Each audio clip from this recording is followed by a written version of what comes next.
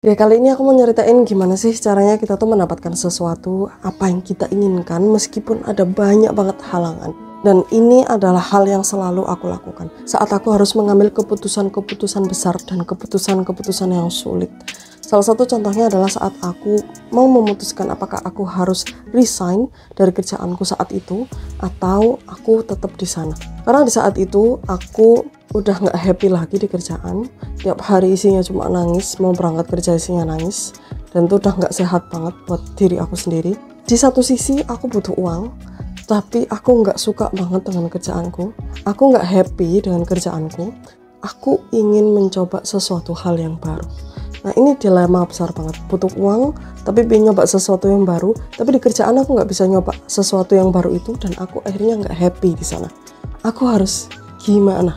Dan kondisiku saat itu aku tahu itu bakal mewakili cukup banyak orang yang ada di dunia pekerjaan. Tapi ini nggak harus ada di dunia pekerjaan aja ya, bahkan ada yang di kuliah, bahkan di orang-orang yang belum kuliah juga. Anak-anak yang masih SMA, masih SMP pun juga bisa melakukan apa yang akan aku ceritakan kali ini. Jadi gimana tuh, aku punya impian untuk melakukan sesuatu yang baru, tapi terhalang dengan aku butuh uang dan lain sebagainya. Saat aku mau memutuskan sesuatu yang baru, aku berpikirnya menarik timeline yang panjang dari diriku saat ini hingga aku nanti sudah tua. Nanti aku udah nggak bisa ngapa-ngapain. Aku tarik tuh waktunya sepanjang itu. Apakah di saat nanti aku tua, di saat aku udah nggak bisa ngapa-ngapain misalnya, di saat aku udah kayak I'm done gitu ya, itu apakah aku menyesal dengan keputusan yang aku ambil saat ini? Kalau misalnya nih, aku nggak berani keluar dari kantor nih karena aku emang butuh duit gitu. Aku nggak berani untuk keluar dan aku nggak yakin apakah aku bisa mendapatkan pekerjaan yang sejenis dengan ini, dengan gaji yang seperti ini dan lain sebagainya. Itu dilema banget saat itu. Dan akhirnya ada dua opsi kan, apakah aku akan tinggal atau aku akan pergi. Nah, akhirnya aku coba tarik timelinenya tadi. Kalau misalnya aku tinggal, kalau misalnya aku stay di kantorku, apakah saat aku nanti itu misal anggap aja umur 60 tahun dan aku udah kayak oke, I'm done dengan hidup, aku santai-santai aja gitu ya. Apakah di saat aku umur itu, apakah aku senang, thankful gitu dengan diriku yang umur 20-an dan keputusan yang akan aku ambil?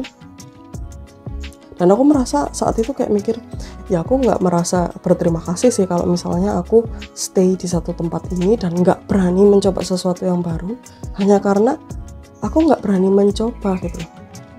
Dan misalnya kalau aku mencoba dan itu berhasil dan aku nggak mengambil langkah itu, dan di umur 60 itu kayak aku merasa, kenapa ya dulu aku nggak mau nyoba, hanya karena aku nggak berani doang, padahal aku masih muda gitu. Beban tanggungan masih belum banyak, kenapa aku nggak berani nyoba? Akhirnya aku coba tuh opsi yang kedua, yaitu aku pergi dari sana. Dan itu juga sama, aku menarik timeline yang panjang tadi.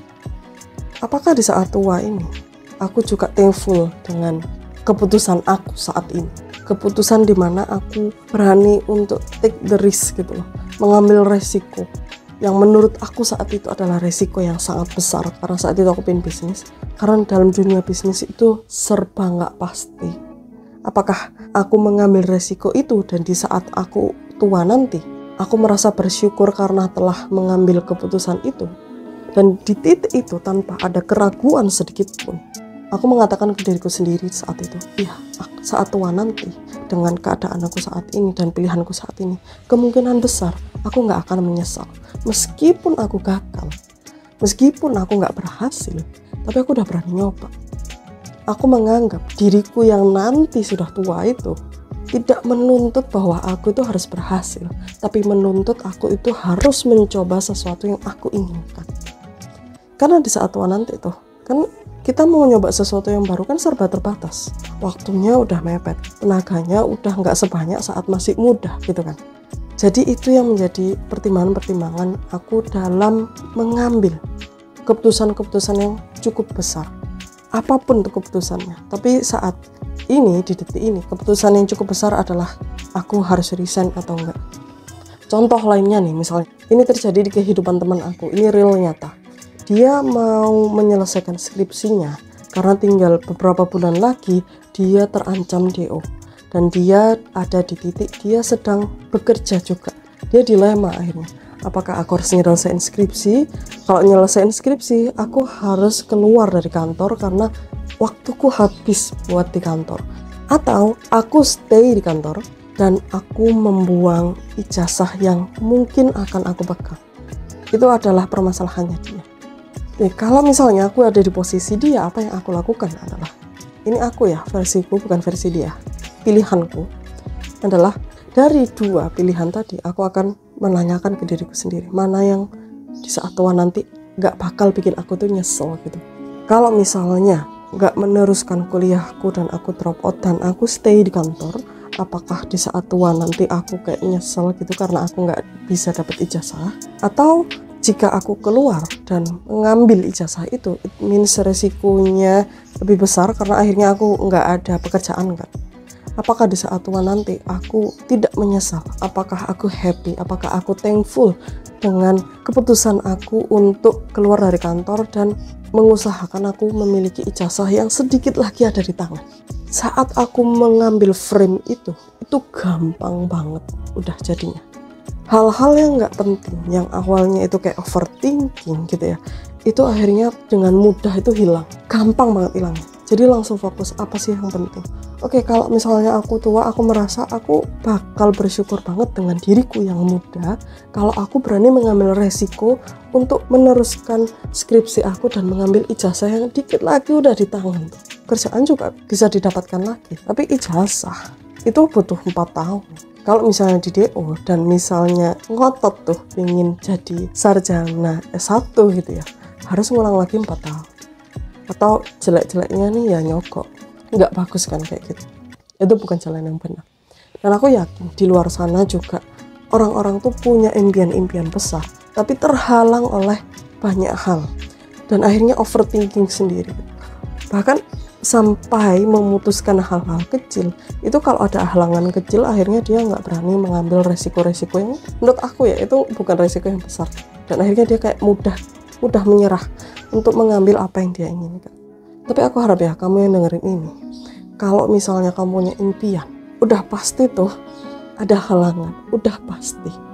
Kalau buat aku ya, aku seorang muslim, Nabi Muhammad aja, Rasulullah aja punya impian, punya tujuan aja banyak halangannya. Emang kamu tuh siapa?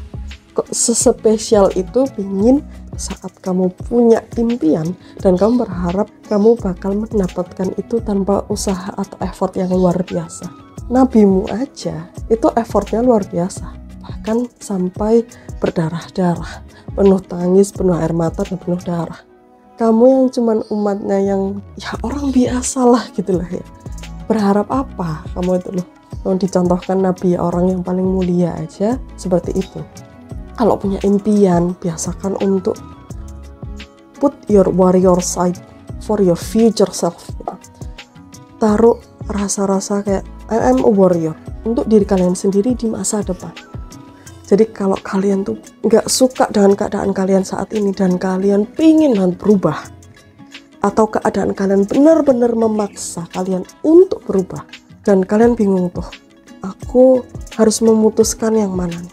Dan kamu sadar bahwa ini adalah keputusan besar yang bisa mengubah jalan hidupku nanti ke depannya.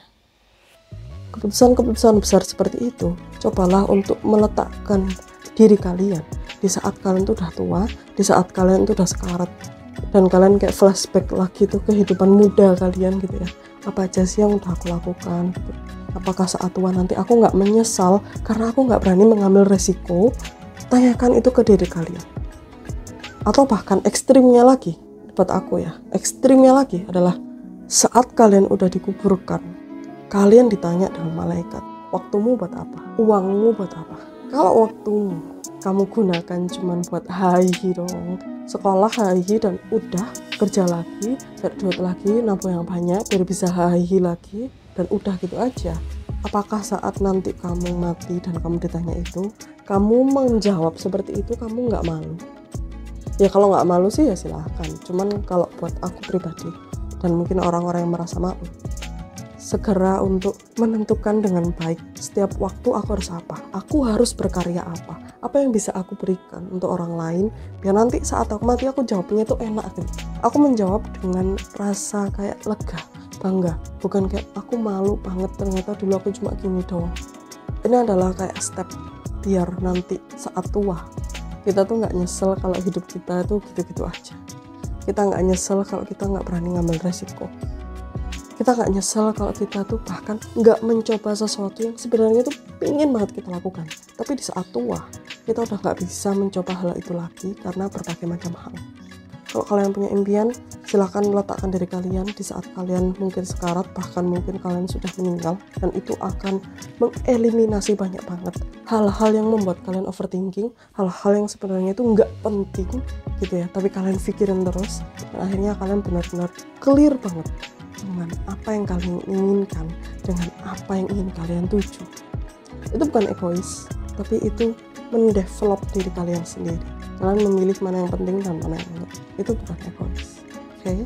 Nggak semua orang bakal senang dengan keputusan kalian, tapi kalau kalian udah sekarat nanti emang mereka peduli. Dan kalau kalian susah emang mereka mau bantuin? Belum tentu. So, kalau kalian pingin dengerin cerita kayak gini lagi, kalian bisa follow Instagram aku, Spotify aku, atau YouTube aku. Thank you for listening to my podcast. See you on the next episode. Bye-bye.